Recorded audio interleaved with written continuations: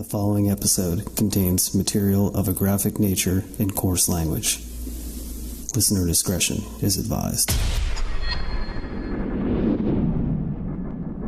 have 2 saved messages. Saved message. You sexy piece of man meat. I just wanted to tell you, wasn't anything important, but it was important, that something just occurred to me. We finished the fire system. Actually, let me rephrase that. You finished the fire system at Madison Seminary, and it just occurred to me, it just clicked. Oh my God. Even though I'm like a day late, holy shit, dude. I am proud of you. You are a monster. It's done, baby. We pulled off the impossible. I just want to tell you I'm proud of you and you're a sexy motherfucker. Radio edit. I'll talk to you soon. Bye. And he said to me, "This is my den of sin." Skin them sometimes, slit them all the way open. The defendant's commission of these 4 murders over a 10-day period is one of the worst killing sprees in the history of this state. I'm here looking for the spirits of anybody that still remains. I have a device in my hand. If you would like to talk to it, please come forward. Tell me your story. This is Serial Spirits, the podcast on Paranormal UK Radio Network. Hey, welcome to episode 2 of Serial Spirits. It's your hosts, Brendan Shea, and the beautiful Annie Weibel. All right. How are you today, Annie? I'm so good. I was so pumped after our first episode. Get the nerves out, get the jitters out, talk about Ed Kemper, who still hasn't returned my call. And so here we go, episode 2, and we're switching lanes. Yeah, we're going to dive into a little bit of the paranormal realm. We are going to be discussing one of our favorite places on the planet, the Madison Seminary, the shining beacon of light on the shores of Lake Erie, as I like to say. Damn, that's a good line. I know. It's, we got our beers out. We're in beautiful Huntington, West Virginia. We're recording our 2nd episode. We're super pumped because today we're going to have my very best friend, our teammate, our Madison Seminary cohort, Mr. Adam Kimmel. He's going to be talking with us today via Skype because he's in Pittsburgh editing Resident Undead episodes. And we're going to talk about Madison Seminary and everything that you need to know where Madison Seminary is and what upcoming events we have. But before we do that, Weebs, do you have any upcoming events that you would like to discuss? Some guests that are coming up on your radio show, Are You Weebs Radio?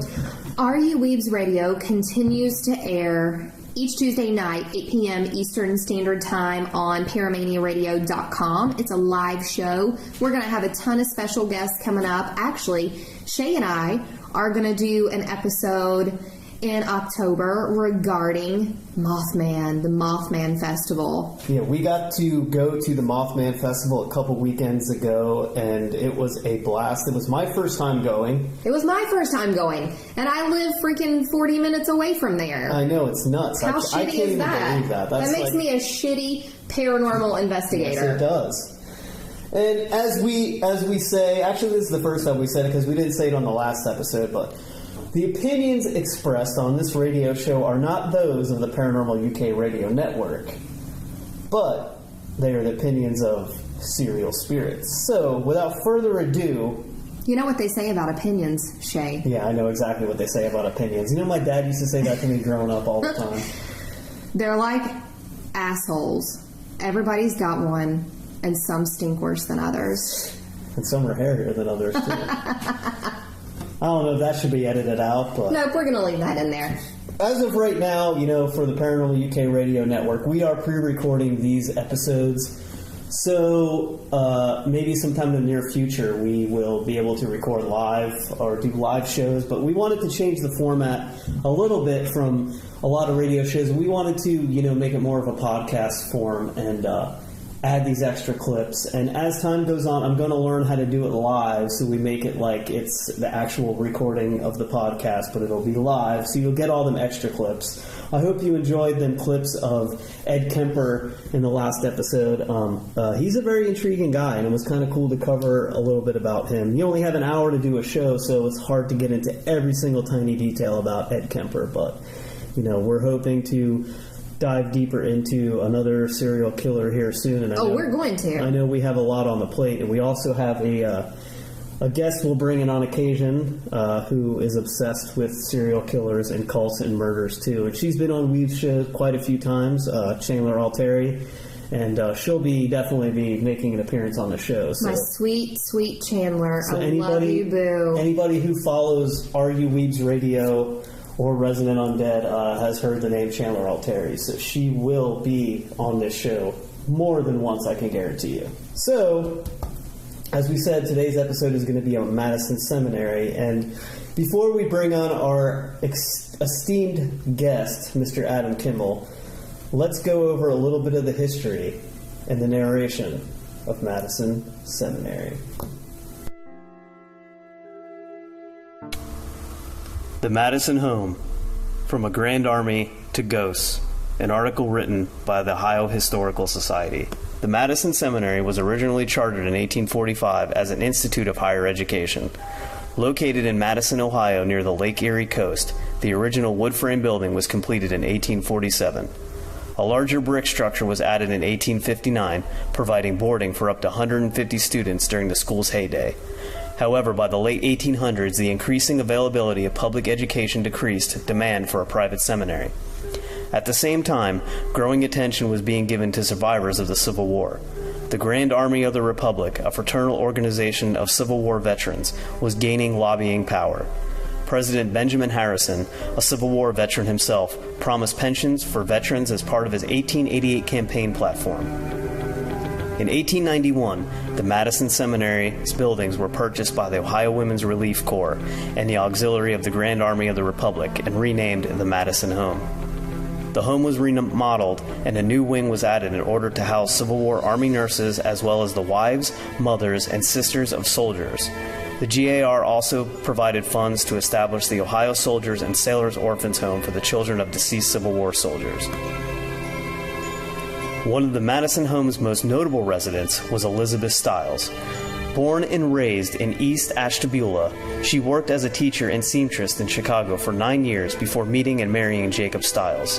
The couple moved to Kansas in the late 1850s, where Elizabeth continued to work as a teacher and was not shy about sharing her pro-union views in the politically divided new state. One evening, a group of strangers visited their house and killed Jacob on the spot. The men turned out to be Quantrill's Raiders, pro-Confederate guerrillas that included young Jesse and Frank James. Several months later, Elizabeth was recruited by Abraham Lincoln to spy for the North. She sometimes disguised herself as a Southern grandmother looking for the wounded father of her granddaughter, actually Elizabeth's 13-year-old daughter Clara, and other times worked as a nurse in the Confederate hospitals. Stiles was once arrested in Jefferson City, Missouri, under suspicion of being a Union spy. By the time the interrogation was over, she had convinced the Confederate officer that she was actually a rebel spy. Before releasing her, he gave her a horse and a better gun. Elizabeth's work as a spy ended in 1864, where her identity became known. She was cared for her son until 1895, when she moved to the Madison Home. She lived there until her death in 1898. By 1904, the Women's Relief Corps could no longer afford to operate the building and donated it to the state of Ohio, which renamed it the Home of Ohio Sailors, Soldiers, Marines, as a home for needy widows, mothers, and children of Ohio veterans. In 1962, management of the home transferred to the Ohio Department of Mental Hygiene and Corrections, and the widows were either returned to their families or moved to nursing homes. Over the next 2 decades, the site was home, in turn, to inmates from the Ohio Women's Reformatory, mentally disabled women, psychiatric patients from the Cleveland State Hospital, and the Madison Township Administrative Offices.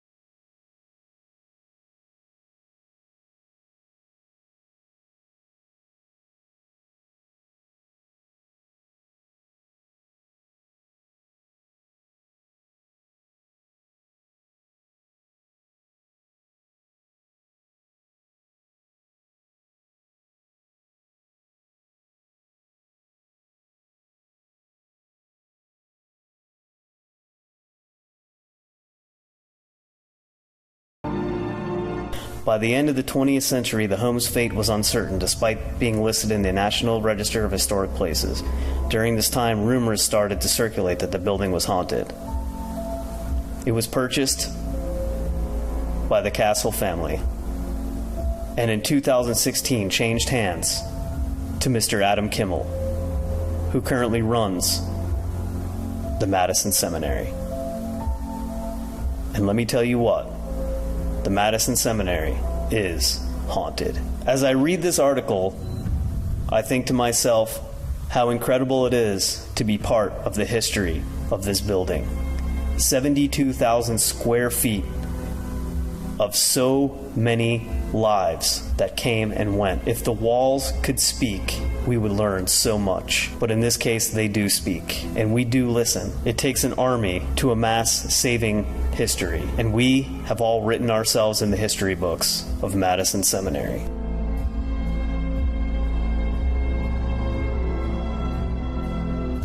We are here in beautiful Huntington, West Virginia, as I said before, with the one and only, my best friend, the man of my dreams, the owner of Madison Seminary, Mr. Adam Kimmel. Are you there, sir? You like that introduction? That was great, huh? The man of your dreams. That's good. We're introducing Weebs. I was like, oh, this is my moment. This is Weebs. That's right. I really thought that was for Weebs. I did. It could have gone either way. So, Kimmel, this show is all about the glory of Madison Seminary. So, everybody wants to know, you're living out every paranormal investigator's freaking dream right now. You own your own 70,000 square foot haunted building. There have been some bumps in the road. We've been there with you. So, number one, what possessed you to buy Madison to begin with?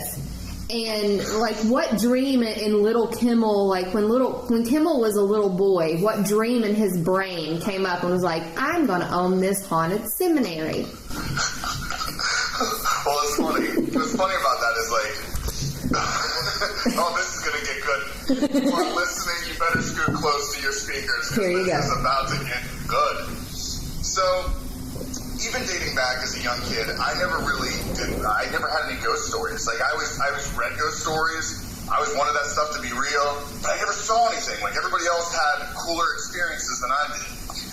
It wasn't until, like, college I had my experiences. So, where this all unfolds, though, is I've always had a plan. Like, there's always something I was trying to muster up. Like, all my friends always joked that, oh, Kimmel's always got a plan for something. He's got a backup plan. And going through life, I had that. And then when I got into the ghost hunting, there was always the plan. Like, this was from day one what I wanted to do. It was not only create this awesome show that shared the adventure of how we investigate the paranormal, but I literally wanted to acquire properties because it was the next step. It wasn't just good enough going to these places and getting that one hit. It was literally, and I mean, you guys already know, we're friends outside of this. You know the plan is to get 10 to 20 of these properties, and that's not really joking at all. Right. But that's where we're going with this. And, you know, even what possessed me to do it, it was the timing. Well, as a few know, a lot of people, I guess, don't know because it was a blip on the radar and then it was gone. It was only there for a year. But I had saved the Randolph County Infirmary, and through just bad business dealings and associating with terrible people, that was lost. And it was a learning lesson from that. That's literally what sparked it, because not only did I know it was possible to do it, but I could recreate it again. And I always had my eye on Madison Seminary. It was the second place I ever investigated my entire career of ghost hunting. It was the number 2 location back in like 2011, right before the Villisca Axe murder house. I went to Madison Seminary, and I remember falling in love with it, besides it being cold as shit out there because it was a February. And it is cold as shit. Cold as shit. But yeah, it was always on the radar, and it just, if it wasn't for saving the Randolph County Infirmary and understanding logistics and how much goes into saving a location, which obviously we're going to get into because you both have been on the ground with me and you see the struggles, but knowing the logistics and what goes into it, I was ready to take on a bigger project. Now, Madison Seminary is a juggernaut compared to the infirmary out in Indiana. Like, it's twice the size. It's in a way more dense area, with residents and stuff. So there's a lot more complications to it. But yes, yeah, it's been a ride. Madison is, Shay and I joke, this is our oasis. This is our getaway. This is where we go when we just want to. This is our wonder. That's pretty much it. This is where we go when we want to get away from the real world. So. Sorry, that was the sound of For victory. a second, can we talk, because this is something you brought up, really something fascinating, and this is where I can pick your brains to why this is happening. But so many people, they do call it their oasis, their therapy place, their wonderland. You know why it is? This, one of the last times that Shay and I left out of there, we literally had this conversation. And the conversation was, everybody goes here to feel good, to get away from daily life, to do what we love. And I looked at Shay and I said, you know what? We're the island of misfit toys. We're the kids who never really fit in anywhere else. I want to be a dentist. Because of our oddities. And finally, we found this really screwed up group of friends that we all get along with so well under the same umbrella of we love the paranormal. So it's like this double whammy of, we get to stay in this amazing building that we love, and we get to come together with this group of people that we feel this kinship with. And people are just amazing. You stay there? It's like no big deal. You just hang out there and you're just, we worked all day and then we went to the back house and drank some Twisted Teas and passed out. You know what I mean? It's that no was just you, Shay. And that's what is great about it. It is the first generation. Well, it's the first location that's run by our generation, and I can say this boldly. This is what's different. It is not run like a military state. A lot of these locations, they're in it for the money. They're in it for all these different things. And I get it. Money is what that building needs, right? Right. This isn't so we become millionaires off of it, because God, I'm in more debt than anyone else, but it's the building that is the priority. And when our generation's behind the wheel, and this isn't to throw other people, because we work with people that are older than us, but when you look at all these locations and how they're run and who they're run by, it's a different mindset. It's a military state. And the one thing is, and I've had so many of the people that help us out there, the whole MAD crew, they all say the same thing, that the minute they pull in that driveway off of Middle Ridge Road and they pull into that driveway, all their problems vanish, because it is such a good environment. It is non-judgmental. No one is going to, get on your case about stuff. It's like a bunch of friends getting together and showcasing this. When we do flashlight tours, when we do public investigations, it doesn't feel like a job, because you're literally showing the public where we normally hang out. It's, you know what I mean? It's right. The coolest thing ever. It's our happy place. Yeah. It's our happy place. This is where we go. Okay, so it was the second place that you ever investigated. Yes. When thinking about this location after RCI, what type of experiences did you have when you were there that you're like, damn, this is a place that I need to own? What stood out to you as the paranormal, the paranormal epiphany that you had while you were there? It's a good question, because people have asked me this, and it's the weirdest thing. Wait a second. Before you continue with the story, this is where you're going to hear Kimmel actually be sensitive and heartfelt, because he's discussing this building that he loves. So it's going to get your tissues ready. Yeah. You beat me to the line, so get your Kleenex out. Yeah. But so back in 2011, when I filmed there the first time, what's that one movie where the guy, they see the paper bag and he thinks that's the most beautiful thing in the world? Brokeback Mountain? Oh, not that. Brokeback Mountain, Shay. I don't know. I don't know. I don't know that one. The bag is flying. I think it's like American Beauty or something. Oh, okay. Is it maybe? Anyway, there's this scene in this movie where it's like this paper bag is blowing in the wind, and this guy's like, wow, that's the most beautiful thing in the world, in this moment. And it's the simplicity. I got caught into one of those moments where it doesn't make any sense, but I actually saw the beauty behind everything. And I was filming on the second floor. You have to give me, I think it was either the first or second floor of the Ohio cottage. They have the French windows, and they're ruled windows. So when the light hits through them, they create this majestic blue glow. It's not natural. It's not normal. Like, it's because of that, waviness in the window. And I was up there filming some B-roll, getting ready for that investigation, and I was caught in this moment of awe, and I was like, oh my God, the floors were blue, it was kind of snowing outside, and it just was so beautiful. Again, grab your Kleenex, because I could have. And it was just like, I was trapped in this moment where I'm like, this doesn't even seem real. This place seems so surreal right now. I mean, I was freezing my ass off, but the floor was beautiful, outside was gorgeous. It was just out of this, book of perfectness.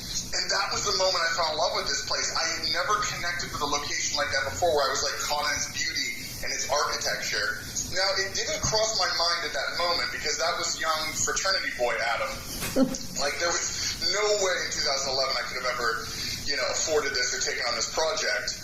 But it's funny, because out of all the locations I've ever filmed at, Madison was filmed at the most. Every 2 years I kept going back to Madison, because then 2014 I filmed again, and then 2016, which would be the final time. And it was during that investigation, when I went there again, the place was falling apart. This place that I'd fallen in love with, disrepair. I see walls crumbling. I see just crap everywhere. And it really bothered me. I'm like, I actually love this place out of all the places I visited. Then, on top of that, we had some of the most, greatest evidence captured off of the spirit box, the recorders. We were hearing disembodied voices. Becca's reeds were just off the wall compared to, what we were catching with the evidence. And I don't know what happened. It was like something possessed my body. And at 4 a.m., when one of the owners were there to collect money, I got possessed. I took him outside. I said, I need to talk to you right now. And he's looking at me with wide eyes. This isn't what I'm about to say. And I said, point blank, I'm going to ask you right now, will you sell this building to me? And his eyes, looking at me in this horrid look. And we're staring there, a pause for 10 seconds of awkward silence. He's like, yeah, we can do that. I'll get you a number. It was the son, so he was giving me his dad's number. And it was just like that. Within 5 weeks, the deal was sealed. But it was just, I have no idea what possessed me to go out there, just stern asking this question and not refusing. I wouldn't have refused. I wouldn't have taken no. But there was no no. So it was just fate, Kimmel. It was just fate, the way that it all happened. And now you have amassed not only one of the most beautifully restored historical properties, not just in the state of Ohio, but literally in the nation. When you're seeing all of these other places that we have investigated, I've been doing this about 10 years. Shay, you've been doing it longer. And probably from the beginning of my career as a paranormal investigator, probably 75% of these places are now no longer functioning. Whether it's funding, whether it's just nobody is there to keep these places up and help. Corruption. People get money hungry. And what have you found? What do you think is the key to saving these historical properties? How do you step in and save history? It's putting yourself, it's that selflessness. And Shay, you have shown it. Weebs, you have shown it. The entire Mad Crew has shown it. When you're willing to give something first for the greater good, that building makes money. All right, let's make this very clear. All these buildings make money. These people that own these buildings, unless they're marketing it wrong or they're not getting it out there, these buildings are making money. But there comes a thing, and I've seen people change. I've seen the looks in people's eyes when large amounts of money are put on the table. And I'm not going to name names because that's for a later battle. But when I first presented one of the checks, like that Randolph County Infirmary made, like one of the big ones, I saw the change in particular people's eyes. And you saw, like, oh my God, their soul just got possessed by this paper. Like, this is, to me, the money is literally the food for the building. It's not for me. It's literally the food that Madison needs to stay alive. Because if you're not putting anything back into that building, it's just going to keep deteriorating. And that's what you're talking about when you talk about 75% of other locations, that over time they're lost. These people get them, they hoard them out to the paranormal community, like, hey, thanks for your money. The teams think the money's going into the building, and it's not. It's literally going into the pocket of whoever owns the place. And, it shows in Madison. Every time you come there, there's new stuff there. We're renovating. I mean, Shay, we just put in a fire system. There was an $18,000 fire system. You gave free labor. That took off $6,000. I mean, the money goes back into it. It has to. If this place is going to survive, we have to put it back in. But what also makes it great is, it's just the people. It's literally, contrary to belief, we are actually very conscious of the people we invite into the circle of Madison Seminary. The energy has to match. The energy you put in is what you get out. And trust me, there's been people that we have not let come to Madison because their vibes are bad. They're just those negative people. And if you have that kind of attitude, we can't let you roll with us. It's got to be everyone's on the same front. We do this together, and that's the bottom line. And I think that's what makes it so great. I think, too, that if you, being on the ground, being firsthand, you have tons of people who want to come. They want to be part of this, not just because they care about the saving of history, because they want to be known for something. And that's like you said in the beginning of the interview. You said you can't put yourself first. You have to sacrifice things for the greater good. And, my whole take on this is I've been blackballed and had stuff said about me because I went and put myself in for the greater good. And that's not my ego talking at all. That's shit, me. We all have, though. But that's me saying. Well, that's me saying for a bigger, And I've had people who left, who don't want to be my friend anymore and everything else because they feel like, in my opinion, they're there not for the greater good. They're there for 15 minutes of fame and some money. And it sucks, but, it doesn't matter what you do, you're going to have that, no matter where you go. No matter where you go, yes. But, I've heard you, we're fucking best friends. We talk about a lot of stuff. We spend a lot of time together. We spent a lot of time this summer, in the trenches. You've seen it firsthand. We've all seen each other in our underwear, in our not our finest hours. We'll just throw that out there. And we all still love each other like brothers and sisters. But I just wanted to make that clear to everybody who didn't know. No, but the point I'm trying to make is at the end of the day, it is for the greater good. And if you can stand back, and I say this a lot about even at work, stuff you do, you can stand back and look at something and just be like, man, I did that. And it makes you feel good. And we're not doing it for ourselves. We're doing it for everybody who walks through those doors to see a piece of history. I said this in the beginning of the episode when we were doing the introduction. I said, Madison Seminary has become the shining beacon on the shores of Lake Erie. And that's exactly what it is. It has become the premier spot in Ohio to investigate. And that's been it's not just been something where these ghost hunters walked in and said, oh, hey guys, we got this amazing place, come see our place. It's been hard work. It's been hard work. And, we still fight every day to keep this place operational. And the money is 100% going back into the building. Yeah. Yeah, it's true. It's absolutely true.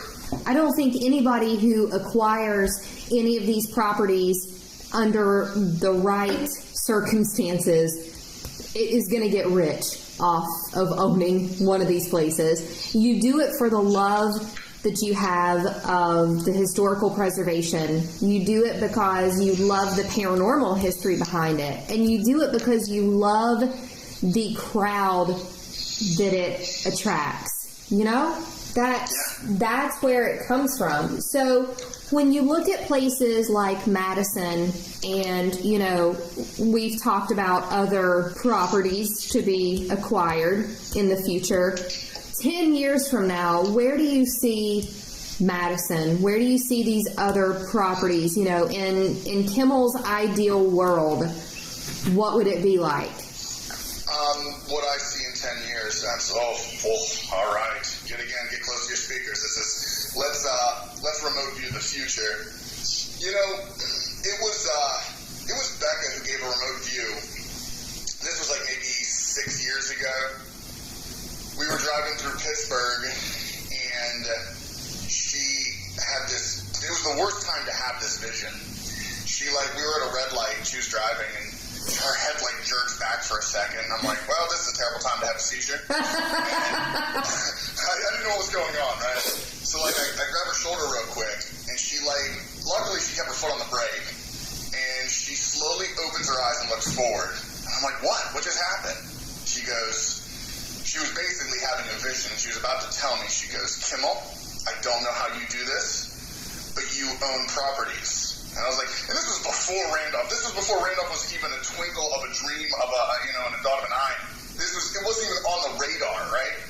I think we were filming at Thornhaven Manor, so that's how far back you have to go back. This is when you were still smacking people with paddles and stuff. I was still exactly. We were still in the fringe of exiting the frat days, and to the window, to the walls.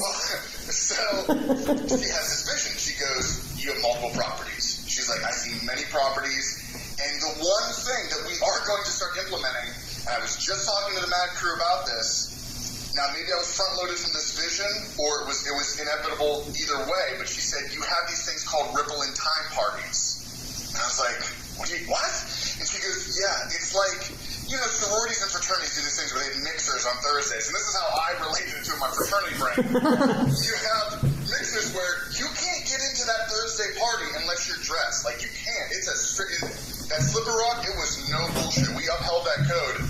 If you were coming to have a mixer with us and you didn't dress, or you couldn't come in your normal clothes, we wouldn't let you in. So the same thing will happen in Madison. We will have these maybe once every 2 months, or maybe once a month, depending on how popular they are, to where we will dress up to a specific time period. It doesn't have to be doctors, nurses, and patients. That'll obviously be one of them. But you can have Victorian era. You can have these things where it's like, not only do you come for that public hunt, but a part of your admission is dress code. So it's funny how this is all unfolding. This was seen years in advance. This is remote viewing. And anyone that has worked with psychic phenomena, you know that Resident Undead is heavy into psychic phenomena. We want to learn more about it. We believe that it is real. But the future now going back, going forward, I should say, I see in 10 years at least 5 to 6 properties. We are going to find people that may be listening to us right now. You have no idea who we are. We have no idea who you are, but our paths will cross. Because like the Mad Crew, these were people that were complete strangers, and now they're like our family. We haven't found you yet, but we will. And you will find us. You'll know when we're in the area. But we will have these amount of locations. We will have excellent crews like this, and we will do swapping. It's one of the things. I want these crews to be able to travel to all the different locations. So Mad Crew can go to, whatever property's next there. You flop on a weekend. And that's where the network is going to grow. We're basically going to do this right. We're going to take over the paranormal. We're going to rewrite the grid, and we're going to do it right. So. And when you're talking about people listening who may be part of us a year from now, if you had talked to me just a little more than a year ago, never in my wildest freaking dreams would I have imagined that I am where I am right now. Resident Undead, Madison Seminary, and that's just how crazy our, whatever you want to call it, 6 degrees of separation is. Because we've all become linked through whether it was social media, the paranormal field. None of us really live close together. We're at any given point 2.5 to 4 hours apart.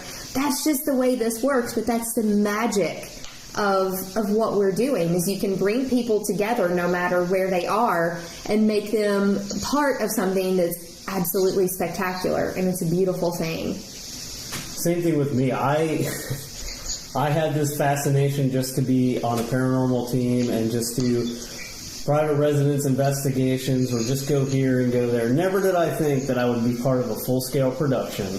Never did I think that I would be part of, I always wanted to be, I was part of a couple of buildings that were doing tours and that kind of thing, but I never thought that I would be knee-deep in just actually saving a property from the ground up without any other kind of funding but what you have to earn yourself. And my God, as much work as we put in this summer, putting that fire alarm system and just everything we've done, I would not change a goddamn thing at all. Listen, I can attest to it. I have watched Kimmel and Shay over the course of this summer. Madison has not been an easy property to own because of the area that it's in, because of regulations. I watched these guys work their dicks into the dirt this summer in some of the harshest conditions, and it makes you realize the love that they have for what they do. And it's honestly when you finish the fire system and that day that we drove away, when all was said and done and the final fire inspection was over, I looked back at the place in a totally different way than I'd ever looked at it before and thought, you know what? If we did this, we can freaking do anything. It's funny. Everything you're saying is right. And it's funny because that day, you're right, when it was finished, because that was our biggest obstacle, and we have more tasks. We're going to put a new roof on there. We're going to get water lines secure. We're going to do all these other things. There are other beasts to tame, but that was the biggest beast to tame. And what was so surreal, because I even know Shay made a comment in the car when you guys left, and this is because I'm a late bloomer. Things hit me late. When that was all over, everything was leading up to this final inspection, and then it was like the day of, and it just didn't seem like it was happening, because we had fought this long battle for 8 months, and suddenly it's here, and we conquered it. We passed the test. Shay's going up and down, testing these alarms with the fire marshal, and it's passing, and then it's done. And it was called at 10 in the morning. It started at 8 in the morning, and at 10 in the morning, like 10:01 on the official report, 10:01, Madison Seminary passes fire inspection, is now legal, court order drops, and it was weird. It didn't seem like, it wasn't the Death Star just blew up and Ewoks are dancing on Endor kind of thing. There was no celebration. It was very quiet and surreal, and it was for you looking around. For you, it's quiet and surreal. So you said you are even keeled, not thinking about it. You're a late bloomer. Here's me. I'm on my knees in front of this. No, listen. I'm on my knees in front of this RV with all these people whistling, and Negan comes out of the truck and he's like, "We pissing our pants yet?" And I'm like, "Oh God, I hope we pass. I hope we pass." Shay was worried because I'm like Rick. I knew my character was safe. I wasn't going to take Lucille to the head, but Shay was worried there because there was a lot of pressure on you, dude. There was a lot of pressure. You wired this thing up, you piped it. You're the only one that knows. If something goes wrong, you know where it's at.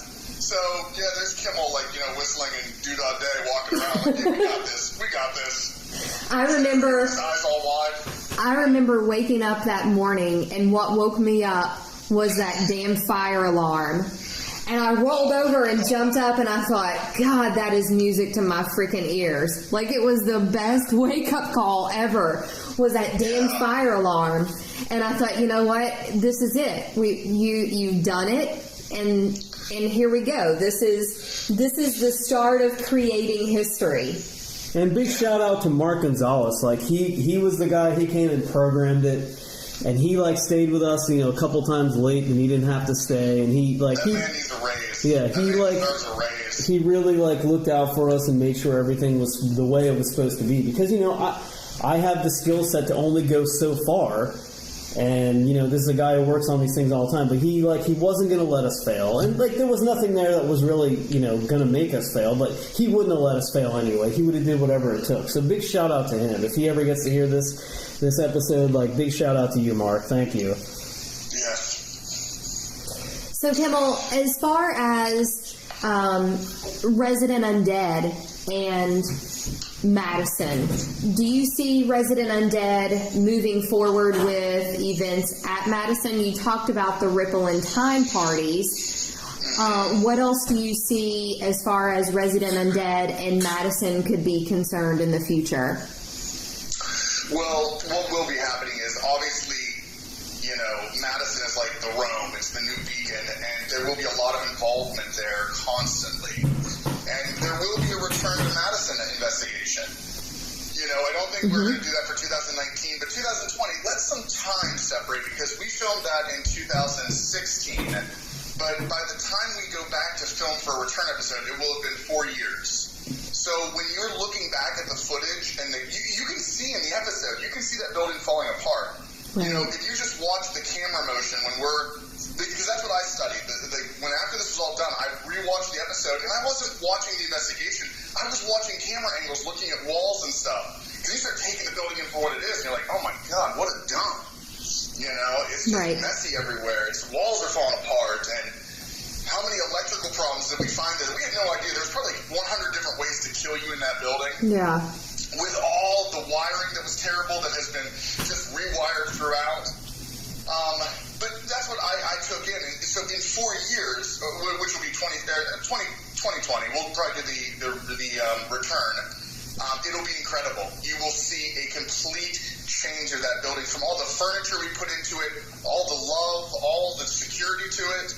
It'll be mind-blowing. So yes, it will always be involved, and there will always be return episodes to Madison, And we just finished up, well, it's been just a little more than a month now, MadCon 1. Oh, yeah. Oh, yeah. We've already set a date for MadCon 2. I think we legitimately set a date for MadCon 2 like 2 weeks after MadCon 1.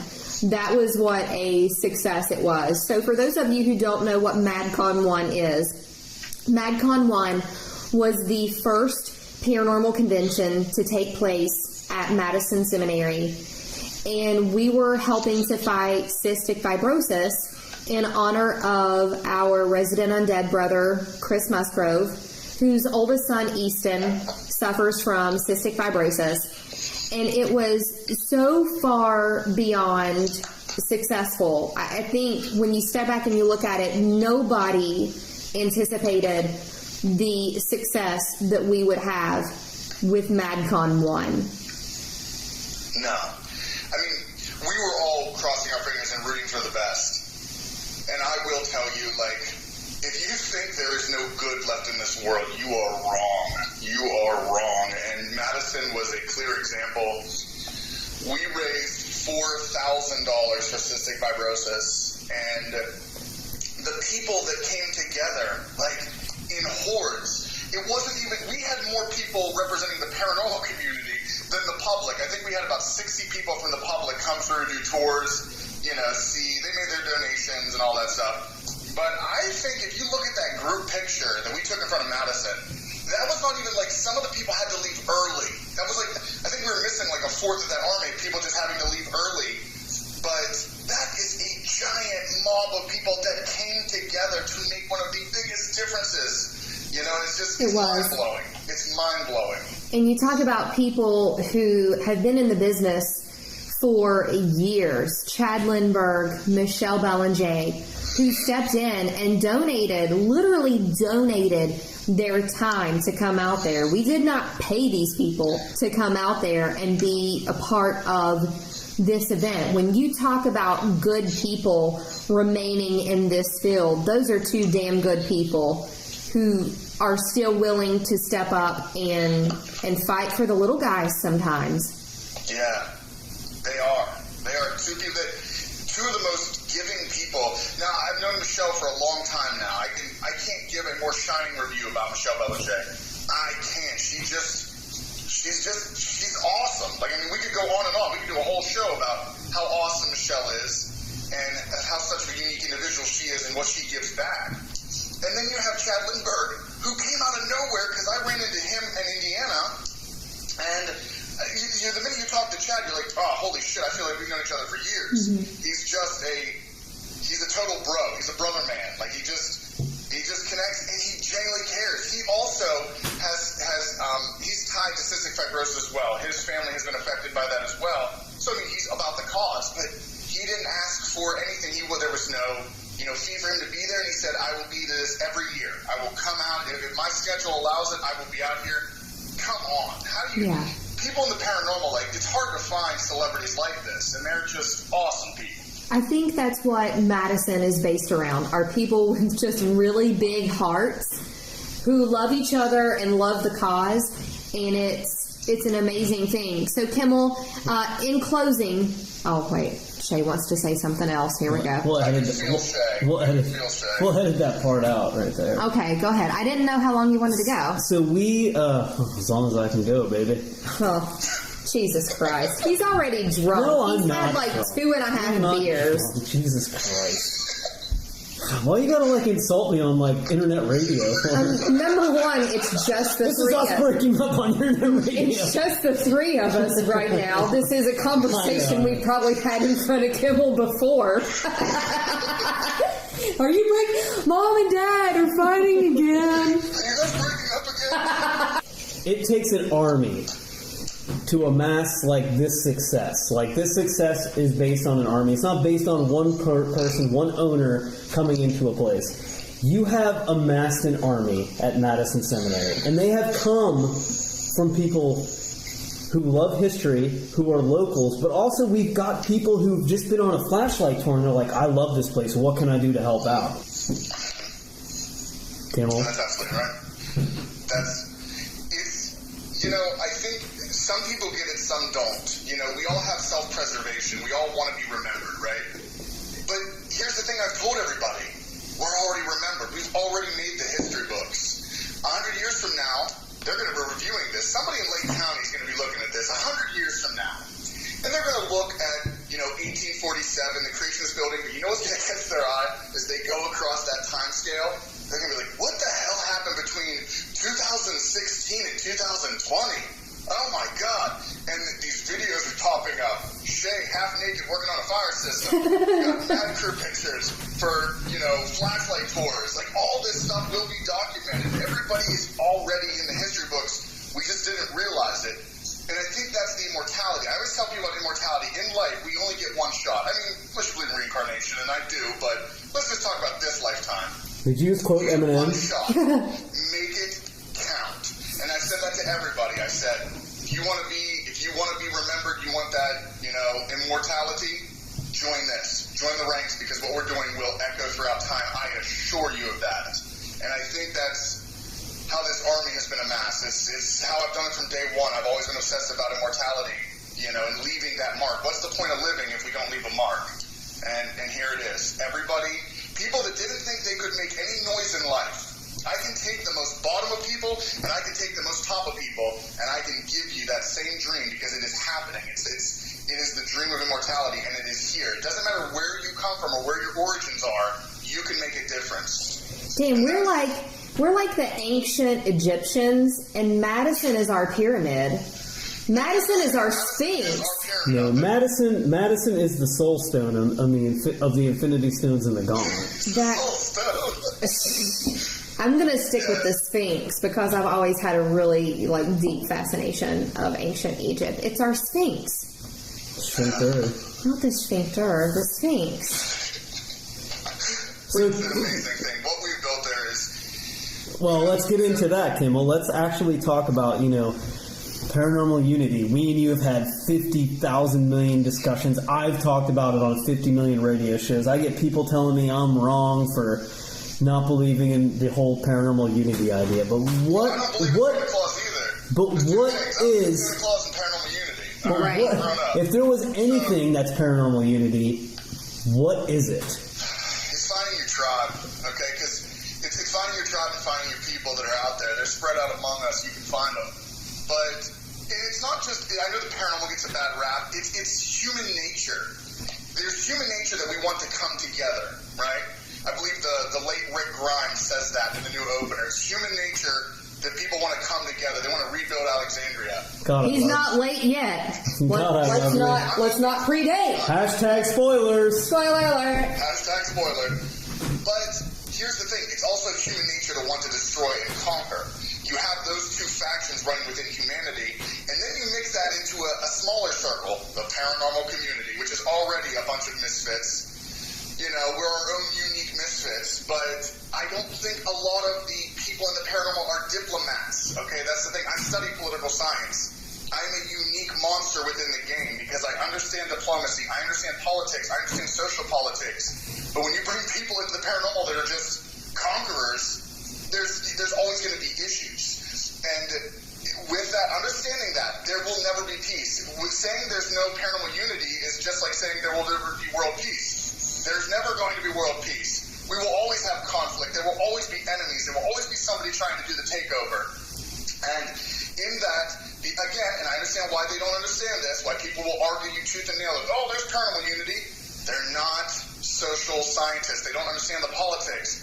There will never be paranormal unity. And if there will be, it will be in small pockets. And you know where one of those pockets are? Madison Seminary. Mm-hmm. But you will not see it across the board. You will not. Never. And you know what? I would love to say? You should have let me save you. Yes. Well, it's just like any other clique or political party. You know, no two parties are ever going to have the same opinion about something. And you know what? Our opinions differ from probably the majority of the paranormal community. Oh, easily. And that's why we stick together. But you know what? It's also the reason that we have excelled in a lot of the stuff that we're doing. You know, 10 years from now, there may be people who were left behind who thought, you know what?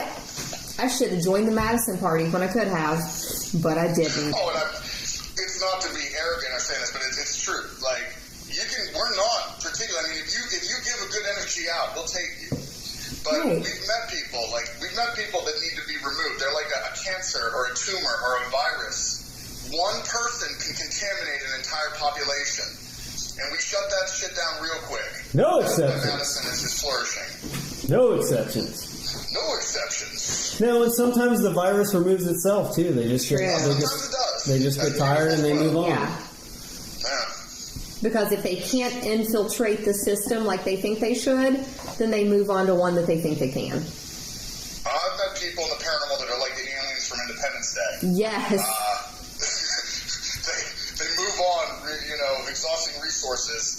And that's the one thing, you know, everybody in Madison is giving back. But they're giving to Madison, but it gives back. You've created this environment. And I want to give shout-outs to the Mad Crew. That was the other thing I was going to bring up. I was trying to segue into that with the whole, you can't do this without an army. And like there is an army of people that volunteer that are there every single weekend. So yeah, say what you were going to say about them.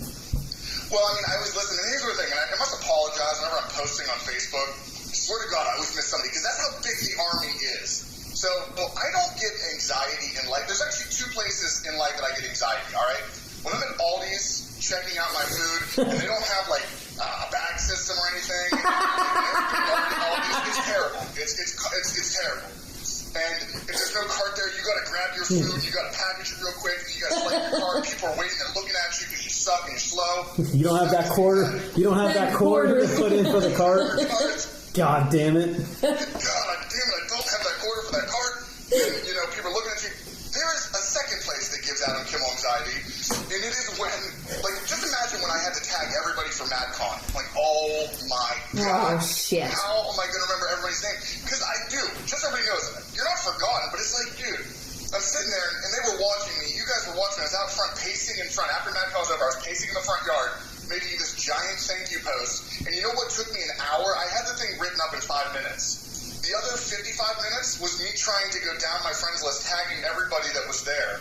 Right. And with the Mad Crew, you know, it's my anxiety every time because I look at the pictures, I see who's there, but sometimes people aren't in the pictures. And I don't want anyone to ever feel like they're left out because they're not. I love these people like family. And that is the one thing. That's just how big this operation has become. So it's incredible. And mad shout-outs to them. Like, they are the lifeline to Madison from here on out. Like, they make things happen. They absolutely are. We couldn't do it without them. So, Kimmel, in closing, Madison Seminary. This is the best part about pre-recording. Is like Right. this. Oh, I love it. I Yeah. love it. So, Kimmel, in closing, for anyone who would like to visit Madison Seminary, either for a flashlight tour or an investigation, how would they book that? Can they find you on social media? Correct. 2 places. You can start at looking at madisonseminary.com. All the booking information is there. If you and your team would like to book a private investigation, we're very accommodating. We're pretty flexible when you can arrive on the property, and it will go till 4 a.m. And that's not because I don't want you in the building longer than that. That's township law. I have to have that building closed by 4 a.m. But you have ample time to conduct an investigation, do all your daytime stuff as well. If anyone would like to come for flashlight tours, we do those pretty much every weekend. More of that information can be found on our Facebook page, Madison Seminary. Now, 2 of the best ways, though, like we're saying, madisonseminary.com or Facebook us at Madison Seminary. Message the page. You'll get one of the management members, and we'll set you up. It is easy. It's flawless. And we'll make it an experience you won't forget. We can all say from our experiences at Madison, you will never be disappointed with the activity that you experience there. We've all experienced it when we went in to try to find it, and we've all experienced it when it's caught us off guard, too. The most stuff has always happened to me when I'm there working during the day. That's when it's happened to me the most. Oh, yeah. It doesn't matter what time of day you're there. Honestly, I think a lot of the hauntings do happen during the day. It's ridiculous. Big shout out to Adam Kimmel, Madison Seminary, the Mad Crew. Thanks for joining us today on Serial Spirits. I love you, man. I love you. We love you, Kimmel. Love you guys more. I miss your face. I miss your scent. Well, thanks for joining us, Adam. So we just finished up with our interview of Mr. Adam Kimmel. Yeah, what an incredible place Madison Seminary is, and if anybody ever gets the opportunity to visit there, please do, because it is an amazing place. It's close to both of our hearts, me and Weebs. So check out Madison Seminary. Check out all of Resident Undead stuff on YouTube, and I'm not just saying that because I'm biased. I'm saying that because it's amazing. It was amazing. We've got a little cult following, and it's a great. I've got to give props to Adam Kimmel and Dave Wooliver and Eric McGill, who's newly with the production team, in saying that I don't think you'll find better production on TV than you would with what you're finding with Resident Undead. So youtube.com/Adam Kimmel, Kimmell, is where you can find all the episodes of Resident Undead. We just released the episode of season 7, which is St. Joseph Hospital, and that was my first experience with Resident Undead, and it's absolutely off the charts. Our good friend Michelle Belanger was there with us, and it was an amazing experience, amazing evidence captured. So you guys check that out. You won't be sorry. In 2 weeks, we will be back with another episode. And probably going to be about the Mothman. Is it going to be about the Mothman? Maybe it'll be about the Mothman. Oh, man. Mothman is a good topic. I got a lot to say about the Mothman now. Oh, we're going to play clips of our time at the TNT area. Yeah.